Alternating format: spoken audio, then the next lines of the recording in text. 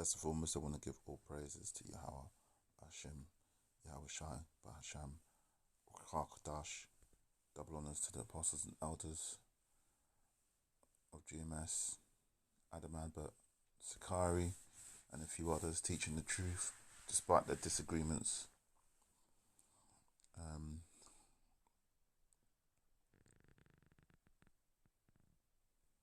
just going to read from here and let the Spirit lead.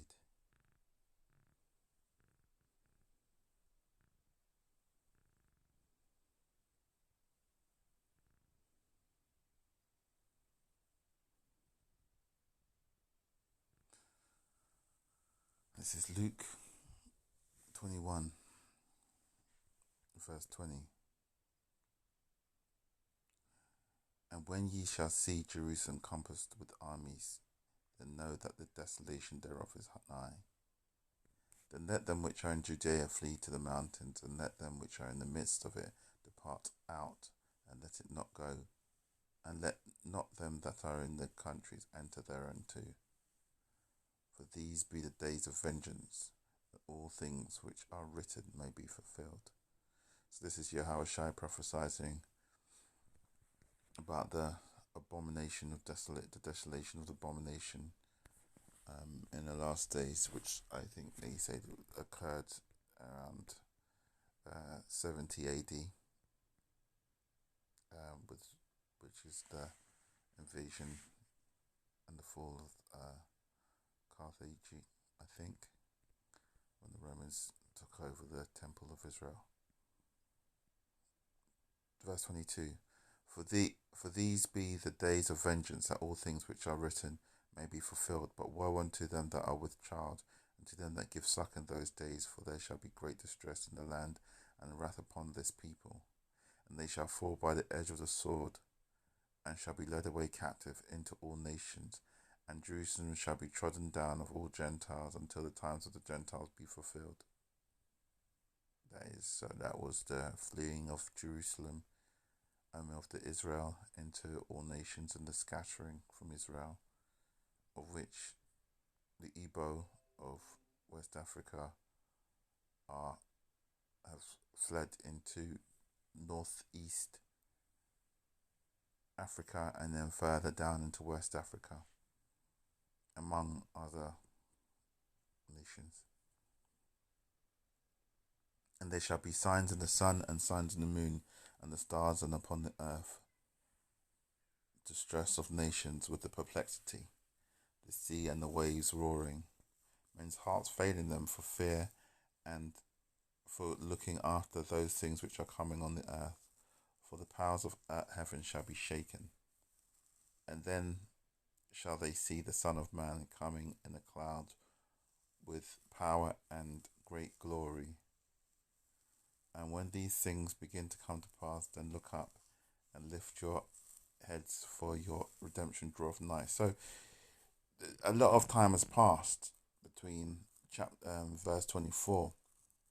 You see, he's talking about trodden down of the Gentiles. This is the captivity, the final captivity of Israel, until the time of the Gentiles be fulfilled. Let's have a look at that word fulfilled. To fill up, that means the time of Esau in particular to be on top. And then now this is moving into the current time from verse 25. So 24 was the desolation of the temple, and then 25 is the freedom of the Israelites. There shall be signs in the sun and in the moon. Is there not signs in the sun and the moon? Is there not the most fiery halo eclipse due to take place very shortly? And the stars, and upon the earth distress of nations. Are the nations not distressed? Are there not the nations not revolting? Perplexity, the sea and the waves roaring. The sea can be seen as the multitude of people roaring. Let's have a look at that word. Sound to sound, yeah? Making noise. People are making noise. Men's hearts failing them for fear, and for looking after those things which are coming on the earth. For the powers of heaven shall be shaken. Have a look at heaven. The thoughts expanse the region above the side of the heaven. Yeah, so this is the highest powers. These are the highest powers shall be shaken. We're talking about the elites, the Illuminati. They're being shaken right now. They don't know what's going on. They're trying to make plans, but they don't know what. They can't control it. Nobody can say this was part of their plan because this is out of control. What's happening right now? And then shall they see? You see, this is the men's heart, the men, and also the elites. They shall see the Son of Man coming in a cloud. You know, a cloud is a heavenly object, an object that is high in the sky with power and great glory.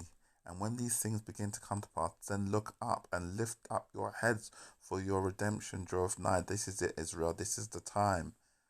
This is the time that we should be looking up and knowing that Israel will be freed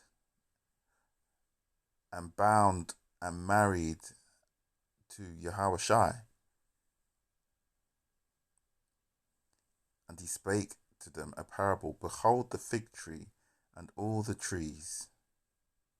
When they now shoot forth, ye see and know of your own selves that summer is now nigh at hand. So likewise, ye, when ye see these things come to pass, know that the kingdom of God is nigh at hand.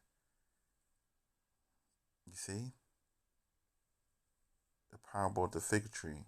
And also remember that Yahweh Shai cursed the fig tree that didn't bear fruit. And it withered and died.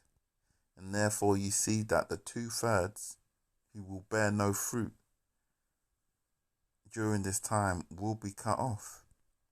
Verily I say unto you, this generation shall not pass away till all be fulfilled. Let's have a look at pass away, pass by, perish. This is a sign that there is reincarnation. Heaven and earth shall pass away, but my word shall not pass away. And take heed to yourself, lest at any time your hearts be overcharged with surfeiting. What's that? Yeah. And drunkenness and cares of this life, and so that the day, that is to say, don't go carnal. Don't go carnal. Don't go getting drunk. Don't get getting all materialistic. You know, all sort of giddy and high on material, carnal stuff. Keep your lamp trimmed,